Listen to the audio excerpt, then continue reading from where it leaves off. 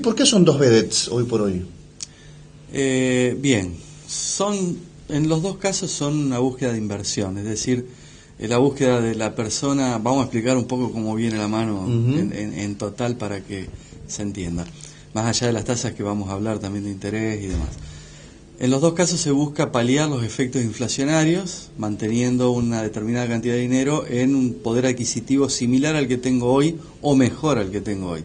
¿Qué quiere decir esto? Si hoy tengo 100 pesos y sé que mi moneda se va a devaluar, que va a haber inflación y que yo hoy con esos 100 pesos compro X cantidad de productos, la idea de esto de invertir es comprar mayor cantidad de productos o por lo menos la misma cantidad transcurrido un lapso de tiempo. ¿Qué pasa? Si hay inflación, como es la lógica y lo que venimos explicando hace varios programas, si hay una inflación de un 15 o un 20%, quiere decir que yo voy a poder comprar el 80% de estos productos dentro de un mes, por ejemplo.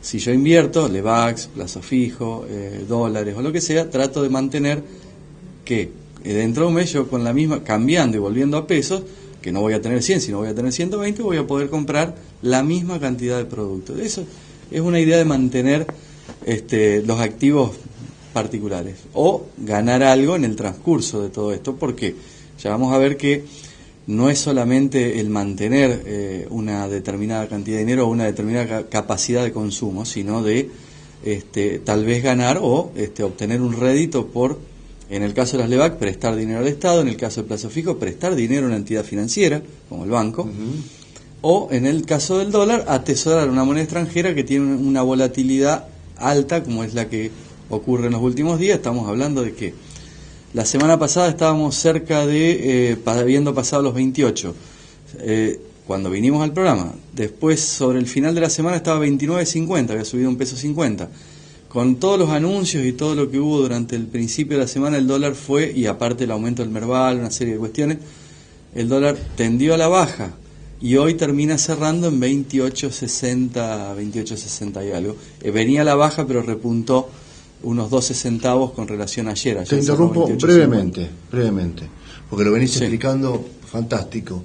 Ahora, hay un gran porcentaje de la sociedad que esta herramienta de empatarle o consumir lo mismo, digamos, mediante esta... Mantener la cantidad consumida. Exacto. No excede, porque vive el día a día, porque no le queda ahorro. Por supuesto. Hay que ver cuál es la coyuntura económica. Es decir, durante los últimos 2 o 3 años se ha comenzado con una serie de medidas que tienden a blanquear, como dice el Estado, una determinada situación que había o que se venía manejando mediante el subsidio sobre todo a la energía, que es luz eléctrica, combustibles y gas. Combustibles fósiles, ¿no? Petróleo, estamos hablando de nafta y gasoil. Entonces, ¿qué pasa con todo esto? Todo esto se traslada. ¿Por qué? Porque, ¿cómo se traslada el precio de la nafta? Uno se pregunta, ¿cómo se puede trasladar que aumente la nafta a el pan? Y sí, el pan alguien lo reparte y tiene que usar nafta para repartirlo, compra harina y va en algún vehículo a comprarla, vuelve, la harina hay que llevarla hasta determinado lugar porque es un centro distribuidor, o se la llevan a su propia panadería, al productor, y también tiene un costo de reparto. Incluso si ese productor a su vez es abastecedor de pan de varias panaderías, también tiene que contabilizar el gasto de nafta en todo esto. Ustedes me dicen, está bien, ahí sería, pero no es un número grande. Bueno, pues si eso le sumamos que ese mismo productor utiliza la luz, utiliza el gas, y tenemos en cuenta que el dólar, que el precio del trigo se maneja por los valores internacionales, es decir, el valor dólar, las pizarras en dólares, ¿qué va a pasar? Automáticamente va a aumentar y todo se va a concatenar a que el costo sea mayor. ¿Cuál es el tema? Probablemente si esa inflación estaba prevista para este año en un 15% anual, obviamente vamos a estar cerca del doble. Si esa inflación supera lo que la persona logra, o un trabajador en relación de dependencia tiene como aumento de sueldo durante todo el año, sí, lógicamente no va a poder ahorrar ni va a poder mantener su cantidad consumida. Es decir, hay un concepto muy complejo y lo explica muy bien una escuela económica ya vieja, que es el mercantilismo. Es decir, ningún sector, si hay una determinada cantidad de dinero dando vueltas en un país, es decir, de impresión, por ejemplo, dinero físico, ningún sector va a mejorar, ¿sí? O se va a mejorar un sector sin sacarle al otro, porque hay 100, si este sector tiene 70 y este tenía 30, para que este vaya a 80, este tiene que quedar en 20. A ver, en economía hay un montón de variables y una serie de cuestiones, incluso hasta filosóficas, si vamos al caso, porque son teorías, que explican que esto no existe más. Esto era de la época de el Imperio Español, cuando se trabajaba en oro, y se llevaba el oro desde acá para cubrir deudas de la corona española, que a su vez tenía que pagarle a Francia por determinadas cuestiones. Bueno, es una situación histórica, pero vale el ejemplo para justificar. Si queremos equiparar en 50 y 50, a este que tenía 80 le vamos a tener que restar 20 para darle 30 a este otro sector. Entonces, queremos nivelar una economía que venía desfasada con subsidios y con determinadas cuestiones y posibilidades, que era la cuestión energética, se la sacamos y lógicamente aumenta, el costo de la energía va a aumentar, y este sector que se va a tener que pagar más. Entonces se le va a detraer a este sector. ¿Qué es lo lógico? Y ese subsidio de alguna forma vuelva a la economía real para que se gaste en esa energía, y en vez de ser un subsidio sea un ingreso de esa economía, de la parte, digamos, energética, digamos, por así decirlo, de las empresas energéticas. Es muy difícil explicarlo en 5 minutos y es muy difícil no graficarlo. Explicarlo con palabras es mucho más difícil que hacer un gráfico de todo esto. Prometo hacer en algún momento un grafiquito o alguna guía para explicar todo y cómo es en realidad, cómo se ajusta el mercado. El mercado no es solamente las palabras oferta y demanda, hay una serie de variables que influyen sobre la oferta y la demanda y que tienden a estabilizar los mercados, pero hay que ver en qué puntos. La estabilización no siempre se da en el punto que nosotros queremos. ¿Y cuál es el problema más grave de todo esto? Esto no es matemática. Acá incide mucho el factor humano. Para que ustedes tengan un ejemplo, en cuestiones económicas, si yo quiero ahorrar de alguna forma y me gusta tomar el desayuno por la mañana, voy a tener que optar entre el precio de dos bienes que son afines, el té o el café. ¿Cuál es el más barato? Pero ¿quién es el que decide en última instancia? La persona.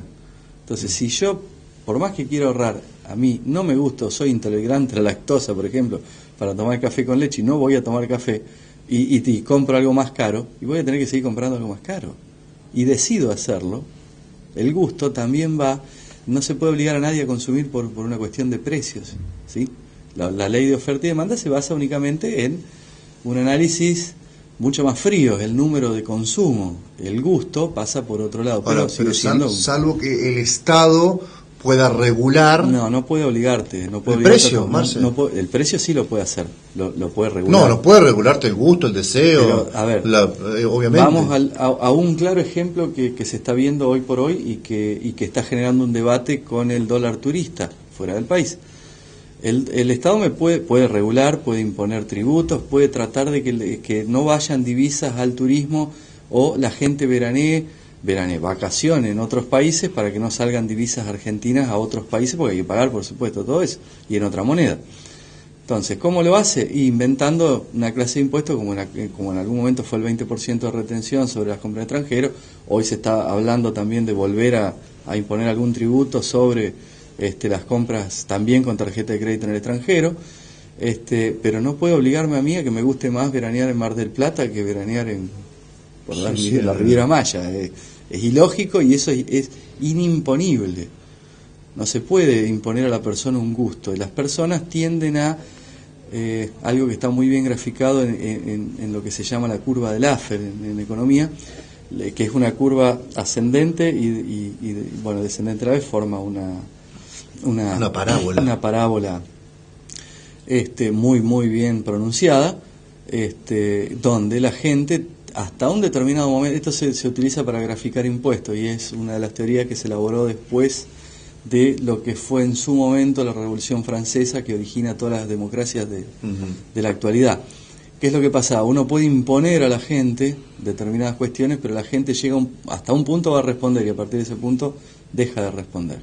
Entonces, es lo mismo que el Estado La me diga parábola a mí, de Laffer. curva de Laffer. La curva de Laffer. Curva de Laffer. Es lo mismo que a mí me digan de alguna forma, mire señor, a usted le tiene que gustar más, ahora que Argentina quedó afuera del Mundial, le tiene que gustar más Brasil que Inglaterra porque estuvimos en guerra.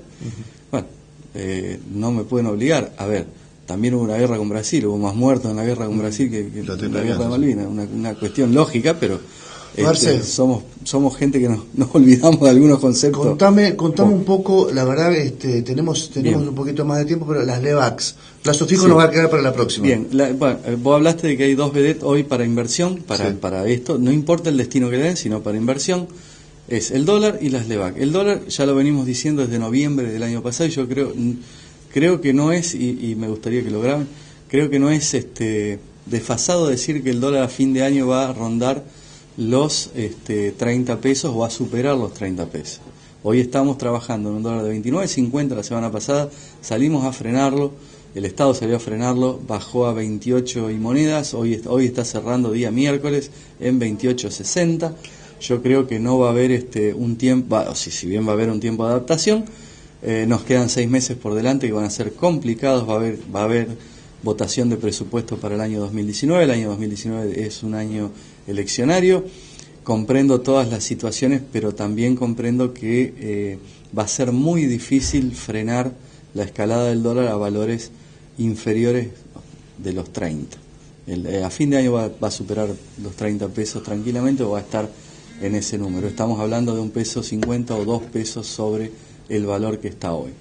En el caso de las LEVAC, para que todos entiendan lo que es, LEVAC quiere decir letras del Banco Central, que son títulos de deuda emitidos por el Estado, a los cuales la gente licita, es decir, cualquiera puede hacerlo, cualquiera puede licitar, es la misma inversión que un plazo fijo, nada más que obviamente lleva otros canales, hay que buscar un órgano o una institución que nos sea bancaria, sea una institución de bolsa, que nos ingrese dentro del mercado, abrir una cuenta y con esa cuenta comenzar a operar y comprar este tipo de títulos. Hay dos mercados, el mercado primario y el mercado secundario. El mercado primario es cuando se hace la licitación por parte del Estado anuncia una fecha, emite una determinada cantidad de títulos, avisa cuáles van a ser las condiciones, más o menos, pero no impone una tasa. La tasa se licita en el momento la tasa se pacta en el momento de la licitación. Se puede tomar como base las licitaciones anteriores y se puede tomar como base más o menos lo que está trabajando el mercado secundario. ¿Qué es el mercado secundario? El mercado secundario es cuando estas letras o estos títulos a su vez son comercializados entre distintos individuos o instituciones. Ustedes saben que uno puede comprar acciones en cualquier momento, no necesita ir a golpear la puerta YPF para comprar la acción. Y también necesitas de un operador de bolsa. En todos los casos es necesario un operador de bolsa o por lo menos una entidad bancaria. ¿Qué pasa? Uno no va y golpea la puerta de YPF y le dice, señor YPF, deme una acción. Va y compra la que era tal vez tuya. Yo puedo ir y vos me decís, mira, yo me quiero desprender de esta acción o de este título de deuda porque necesito el dinero por el motivo que vos quieras, puedo comprarlo yo tranquilamente. Ahí empiezan a jugar los distintos plazos. Pero para que ustedes tengan una idea, durante el día de ayer en el mercado secundario se comercializaron algunas LEVAC con un interés del 65%. Esto no es bueno. Anual, por supuesto, pero no es bueno de ninguna forma. Estamos hablando que mensualmente supera el 5% o está muy cerca del 5%. El banco está dando un 26-27% para plazo fijo, con lo cual supera el 2% muy cerquita.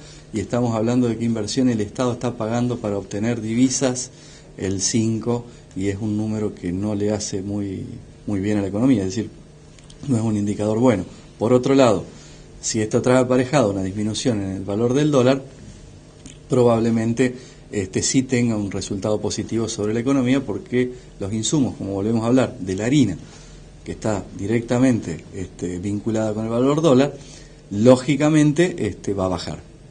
Entonces, por ahí el costo de producción o los costos de producción normales de las empresas van a tender a bajar, aquellas que utilicen el dólar, por supuesto, ¿no? O algunos insumos en dólar. Gracias.